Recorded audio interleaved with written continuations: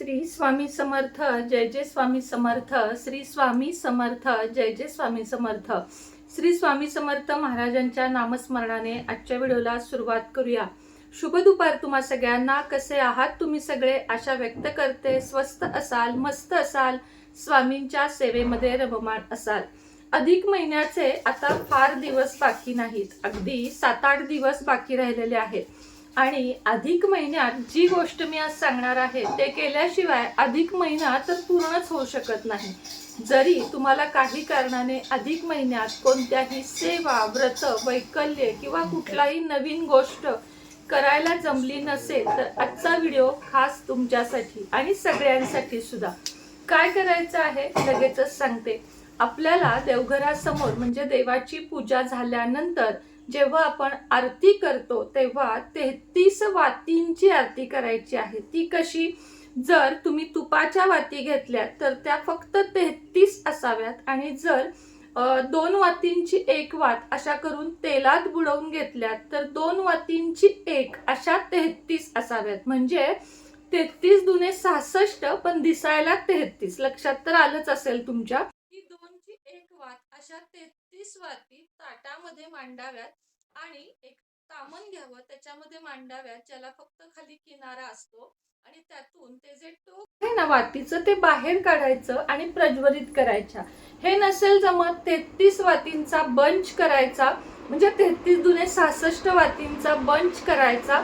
एका मोठ्या दिव्यामध्ये ठेवायचा. सगळ्या वाती तेलामध्ये बुडवून घ्यायच्या, तिळाच्या तेलामध्ये किंवा तुपामध्ये, आणि त्यानंतर त्या प्रज्वलित करून देवासमोर आपल्याला प्रज्वलित करून त्यानं आरती करायची आहे किंवा नुसत्या ओवाळायच्या आहेत. तुम्हाला कडेला व्हिडिओ दिसत असेल की मी आज कशा पद्धतीनं ओवाळलं.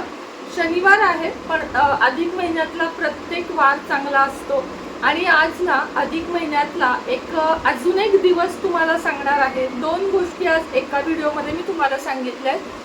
आता या 33 वातींचं तर सांगून झालं. नुसतं देवाला ओवाळा आणि सगळं काही तुमच्या मनातलं सांगा की सुख, शांती, आरोग्य लाभू दे. या 3च गोष्टी आपल्याला हव्या असतात. सुख, शांती आणि आरोग्य हे देवाजवळ मागायचं आहे, ओवाळायचं आहे. त्यानंतर ते गरम होतं चांगलंच म्हणून कशावर तरी व्यवस्थित ठेवा. जमीन आज माझी खूप तापली त्याच्यामुळं आणि मला ते उचलताही येत नव्हतं, तर मी माझा अनुभव सांगते की हे करा. आणि 33 बत्ताशांचा किंवा 33 अनारशांचा घरामध्येच नैवेद्य दाखवा आणि तो घरात खा किंवा मग एखाद्या मंदिरात नेऊन दिला तरीही चालेल. कारण आपण गुरुजींना दान देतो, आपण मंदिरात दान धर्म करतो, वाण देतो, पण आपले घरातले देव कुठेतरी राहून जातात आणि म्हणूनच हा उपाय करायचा आहे. कुलदेवीला ओवाळायचं आहे, महाराजांना. एकूणच काय तर देवघराला पूर्ण आपल्याला ओवाळून घ्यायचं आहे आणि सुख, शांती घरामध्ये, वास्तूमध्ये शांती लाभावी म्हणून प्रार्थना करायची आहे. अजून 8 दिवस बाकी आहेत. केव्हाही करू शकता, अगदी गुरुवार, शुक्रवार, रविवार, सोमवार, मंगळवार, तुम्हाला हवं तेव्हा करू शकता. आता अजून एक महत्त्वाची गोष्ट तुम्हाला सांगायचं आहे की 6 तारखेपासून ते 11 म्हणजे 10 तारखेपर्यंत साधारण मृत्यपंचक चालू होत आहे. मृतपंचक ज्याला म्हणतात ते चालू होत आहे. आता हे काय असतं तर हे समजावण्यापेक्षा याच्यामध्ये कोणती कामे करू नयेत. शनिवारी जे पंचक लागतं त्याला मृतपंचक असं म्हटलं जातं. बाकी पण पंचक आहेत, अग्निपंचक आहे, गुरुपंचक आहे, पण आज जे लागलेलं आहे ते मृत्यू पंचक चालू झालेलं आहे. आता या 5 दिवसात काय काय सावधगिरी बाळगायची आहे किंवा कोणती कामे करायची नाही आहेत ते मी तुम्हाला अगदी आज आठवणीने सांगत आहे. पहिली गोष्ट म्हणजे नवीन घराचं बांधकाम जर करत असाल तर स्लॅब घालणं किंवा कुठलेही काम या 5 दिवसामध्ये आपल्याला थांबवायचं आहे. दुसरी गोष्ट म्हणजे गरज नसताना प्रवास, गरज नसताना, बरं का, शब्द लक्षात घ्या, जिथं गरज आहे तिथं नाही. गरज नसतानाचा प्रवास आपल्याला टाळायचा आहे. कुठंतरी जायचं आहे म्हणून तुम्ही आत्ताच निघालाय असं नाही. 5 दिवस तुम्ही जर थांबवू शकत असाल तुमचं जाणं तर हे 5 दिवस पूर्णपणे टाळायचे आहेत. लग्न, वास्तुशांती, जावळ, बारसं या गोष्टी सुद्धा या 5 दिवसात बिलकुलही करायच्या नाहीयेत. कोणाच्याही नादाला लागणे म्हणजे भांडण करणे, ते भांडण विकोपाला जाणे, या गोष्टी सुद्धा अर्थातच करायच्या नाहीये. थोडक्यात या मृतपंचक दिवसांमध्ये, या 5 दिवसांमध्ये कुठलंही शुभ कार्य करू नका. देवाची पूजा, देवधर्म हे सगळं करू शकता. बाकी गाडी घेणं, वास्तुशांत, घराला स्लॅब घालणं किंवा कुठलीही नवीन खरेदी करणं हे या 5 दिवसात टाळायचं आहे. बाकी देवाची सेवा, अधिक महिन्याचं वाण, आईची ओटी हे सगळं काही आपण या 5 दिवसात करू शकतो. पण ही कामे जी आहेत ती चुकूनही करायची नाहीये, जी मी तुम्हाला आत्ता सांगितलेली आहेत. तर आजचा व्हिडिओ आवडला का नक्की सांगा. आवडला असेल तर लाईक, शेअर, सबस्क्राईब करा. त्याच पद्धतीने आज 6/6चे पोर्टलचा व्हिडिओ काल केलेला आहे, तोही आठवणीनं बघा.